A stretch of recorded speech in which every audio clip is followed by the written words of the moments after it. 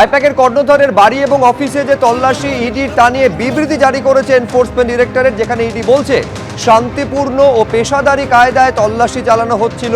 এই তল্লাশি চলাকালীন হঠাৎ প্রচুর পুলিশ নিয়ে হাজির হন মুখ্যমন্ত্রী। প্রচুর গুরুত্বপূর্ণ নথি এবং ইলেকট্রনিক ডিভাইস কেড়ে নিয়ে যান মুখ্যমন্ত্রী তার সহযোগী ও পুলিশ অফিসাররা আইপ্যাকের অফিসে ঢোকেন, জোর করে গুরুত্বপূর্ণ নথি ও ইলেকট্রনিক ডিভাইস কেড়ে নেন। তথ্য প্রমাণের ভিত্তিতেই অভিযান চলছিল, কোনো রাজনৈতিক দলকে টার্গেট করে নয়। কোনো পার্টি অফিসে তল্লাশি চালানো হয়নি। পশ্চিমবঙ্গের 6টি ও দিল্লির 4টি জায়গায় তল্লাশি বিবৃতিতে উল্লেখ করছে এনফোর্সমেন্ট ডিরেক্টরেট। ইডি আরো বলছে কয়লা পাচার মামলা এবং হাওয়ালা যোগের তদন্তেই এই তল্লাশি অভিযান চালিয়েছে এনফোর্সমেন্ট ডিরেক্টরেট। 10 কোটি টাকা লেনদেনের সূত্রে আইপ্যাকের কর্ণধারের বাড়ি ও অফিসে তল্লাশি চালানো হয়। হাওয়ালা চক্রের সঙ্গে জড়িত আইপ্যাক বলে বিবৃতি দিয়ে উল্লেখ করছে ইডি। কিন্তু রাজনৈতিক চাপানুতর কোন জায়গায় গিয়েছে? সরাসরি বিজেপিকে নিশানা করেছেন মুখ্যমন্ত্রী মমতা বন্দ্যোপাধ্যায়। এই যে ইডির অভিযান তাকে সামনে রেখে মুখ্যমন্ত্রী বলছেন বিজেপি খুনির দল, আমি যদি বিজেপির অফিস এবং আইটি অফিসে তল্লাশি চালায় সেটা কি ঠিক হবে? প্রশ্ন করছেন Mamata Bandyopadhyay.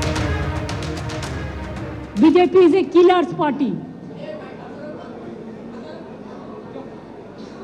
They are the great killer of democracy. An IT office, IPAC office. How can they do it like this? If I raid their party, their IT office, will it be all right? Please remember, one-sided कुछ नहीं हो सकता है। हाँ, हम अभी तक भी चुप है, इतना सहन कर रहा है, इतना जलने का बाद भी, इतना लोगों का खून का बाद में भी, इतना लोगों का जान जाने का बाद भी मैं आशा करती हूं कि विचार मिलेगा। विचार के लिए हम वेट कर रहे हैं, इंतजार कर रहे हैं, लेकिन आप तो सब सीमा उल्लंघन कर दिया। हमारा आईटी ऑफिस में आके आप सब लैपटॉप से सब निकाल के लिया, हमारा डेटा, हमारा एसआईआर का डेटा, हमारा पार्टी का पॉलिसी का डेटा, हमारा कैंडिडेट का लिस्ट, हमारा बूथ प्रेसिडेंट का लिस्ट, हमारा आने वाला स्ट्रेटेजी आप प्रतीक का घर में भी जाके किया है, अब हमारा आईपैक ऑफिस में आके भी किया है। It is not that they are privately operating. They are very much authorized by the All India Trinamool Congress. BJP का माफी काम बेनामी नहीं करते हैं, ये हम हमारा नाम पे काम करता है एग्रीमेंट का मुताबिक। একেবারে রাজনৈতিক চাপানুতর তুঙ্গে উঠেছে। সরাসরি বিজেপিকে যখন নিশানা করছেন মুখ্যমন্ত্রী মমতা বন্দ্যোপাধ্যায়, পাল্টা বিরোধী দলনেতা বলছেন মুখ্যমন্ত্রীর এই ধরনের কাজ সরাসরি সাংবিধানিক অধিকারে হস্তক্ষেপ। মুখ্যমন্ত্রী ও পুলিশ কমিশনারের যাওয়াটা কেন্দ্রীয় এজেন্সির কাজে হস্তক্ষেপ। কি বলছেন শুভেন্দু অধিকারী, দেখুন। ইডি বলতে পারবে কেন রেড করেছে, আমি আই এম নট অ্যাওয়ার, কিন্তু মুখ্যমন্ত্রী কেন্দ্রীয় সংস্থা, সাংবিধানিক সংস্থার কাজে এর আগেও হস্তক্ষেপ করেছেন। 2021 সালের তিনি নিজাম প্যালেসে ধর্ণা দিয়েছিলেন সিবিআই অফিসে। ফিরহাদ হাকিম, শোভন চট্টোপাধ্যায়, মদন মিত্র, সুব্রত মুখার্জিদের গ্রেপ্তারের বিরুদ্ধে। এবং মুখ্যমন্ত্রী এর আগে রাজীব কুমারের বাড়িতে যখন সারদা মামলা নিয়ে রেড হয় সিবিআইয়ের, সেদিনও তিনি সিপিকে নিয়ে ধর্ণা দিয়েছিলেন কলকাতাতে। আমি মুখ্যমন্ত্রী যাওয়া, সিপি যাওয়াটাকে মনে করি অনৈতিক, অসাংবিধানিক, কেন্দ্রীয় সংস্থার তদন্তে সরাসরি বাধা দান মুখ্যমন্ত্রী এর আগেও করেছেন রাজীব কুমারের বাড়িতে রেড হওয়ার সময়, এবং তিনি 5 ঘন্টা ধর্ণা দিয়েছেন নিজাম প্যালেসে। আপনার যখন ফিরহাদ হাকিম সহ বেশ কয়েকজনকে গ্রেপ্তার করেছিল, এরা মুখ্যমন্ত্রীর অভ্যাসের মধ্যে পড়ে। কিন্তু কেন্দ্রীয় তদন্তকারী সংস্থা তার যে সাংবিধানিক অধিকার আছে সেই অনুযায়ী যদি এই তৃতীয়বারেও এই মুখ্যমন্ত্রী এবং সিপির বিরুদ্ধে ব্যবস্থা না নেন, তাহলে কিন্তু পশ্চিমবাংলায় ভুল বার্তা যাবে। লাউডন স্ট্রিটে প্রতীক জৈন, যিনি আইপ্যাকের কর্ণধার, তার বাড়িতে প্রায় 8 ঘন্টা আজকে তল্লাশি চালিয়েছে এনফোর্সমেন্ট ডিরেক্টরেট, সকাল 7টা থেকে বিকেল 3টে পর্যন্ত। তারপরে যখন ইডি আধিকারিকেরা বেরিয়ে যাচ্ছেন, সেই ছবি তুলে ধরেছেন আমাদের প্রতিনিধি প্রকাশ সিনহা। তল্লাশি অভিযানের 8 ঘন্টা পর আমরা দেখতে পাচ্ছি ইডির গোয়েন্দারা, ইডির অফিসাররা প্রতীক জৈনের বাড়ি থেকে বেরিয়ে যাচ্ছেন। আমরা দেখতে পাচ্ছি প্রথম গাড়ি, এবং প্রথম গাড়ির পর দ্বিতীয় গাড়ি, পেছনে আরেকটা গাড়ি রয়েছে, সামনে ইডি অফিসাররা রয়েছেন, পেছনে আমরা দেখতে পাচ্ছি কেন্দ্রীয় বাহিনী জওয়ানরা।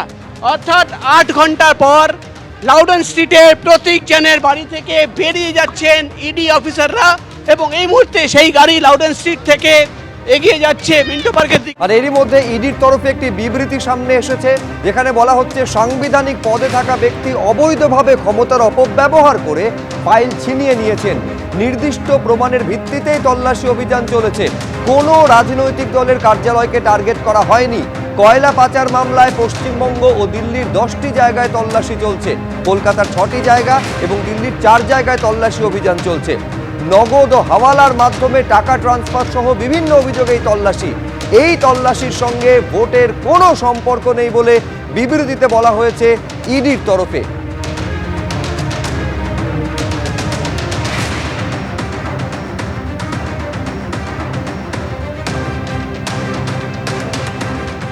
দেখাবো মমতা বন্দ্যোপাধ্যায়, তিনি লাউডন স্ট্রিটে প্রথমে গেছিলেন, যেখানে ইডি তল্লাশি চালাচ্ছিল। তারপরে তিনি চলে যান সল্টলেকে সেক্টর 5-এ আইপ্যাকের যে অফিস রয়েছে সেখানেও মমতা বন্দ্যোপাধ্যায় পৌঁছে যান, এবং তার নিরাপত্তা কর্মীরা যারা রয়েছেন তারা এক গুচ্ছ ফাইল নিয়ে সেখান থেকে বেরিয়ে আসেন। কি অভিযোগ করেছেন মমতা বন্দ্যোপাধ্যায় দেখুন।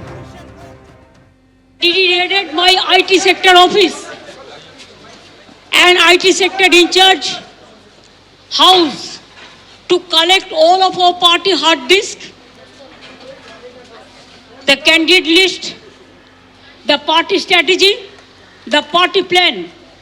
Is it the duty of the ED and Amit Shah, the nasty home minister, the naughty home minister who cannot protect the country, and he's taking away all my party documents? If I raid the BJP party office, what will be? What will be the result? They didn't have any guards. One side, the SIR case, they are deleting all the names of the Bengal peoples. More than 2 crore people, 1.5 crore people are being called, 54 lakhs are being deleted without any asking their details. They are using WhatsApp only, and because of election they are collecting all my information of my party. देखो मैंने सब लेके आया, because I rang up Pratik, because he is the in charge of my party. So my hard disks, see, phone, hard disk, all they are collecting, and they have already attacked my IT office also. In fact, sector 5, I am going there also. ABP Ananda, এগিয়ে থাকে, এগিয়ে রাখে।